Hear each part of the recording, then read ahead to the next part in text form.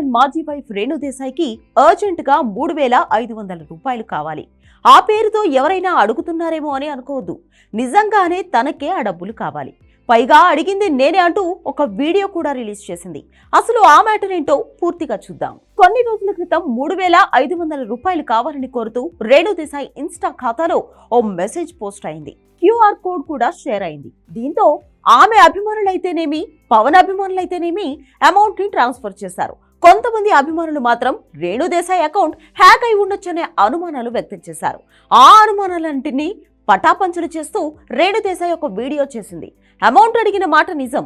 పిల్లలు, పెంపుడు జంతువులు, గోవులకి సంబంధించిన దాతృత్వ కార్యక్రమాల గురించి డబ్బు అడిగినట్లు చెప్పింది. పైగా వాటి గురించి పూర్తి వివరణ కూడా ఇచ్చింది.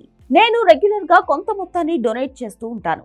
నా సంపాదనలో కొంత భాగాన్ని అందుకు కేటాయించాను. అయితే అప్పుడప్పుడు కాస్త ఎక్కువ మనీ అవసరం ఏర్పడుతుంది. కాకపోతే నాకున్న లిమిట్స్ వలన మనీ అడ్జస్ట్మెంట్ అవ్వడం లేదు. నాకు 2 పిల్లలు ఉన్నారు కదా, అందువల్ల నా వరకు సాయం చేశాక ఇంకా బ్యాలెన్స్ కావాలంటే ఫాలోవర్స్ ని అడుగుతున్నానని చెప్పుకొచ్చింది. నిజానికి ఇన్స్టాలో పోస్ట్ పెట్టిన రోజునే వీడియో సందేశం ఇద్దామని అనుకున్నాను. కానీ ఫుడ్ పాయిజన్ కారణంగా ఆరోగ్యం బాగా లేకపోవడంతో చెయ్యలేకపోయాను. గోవుల షెడ్ నిర్మిస్తున్నానని, ఏడాదిన్నరలోగా నిర్మాణం పూర్తవుతుందని తెలిపింది.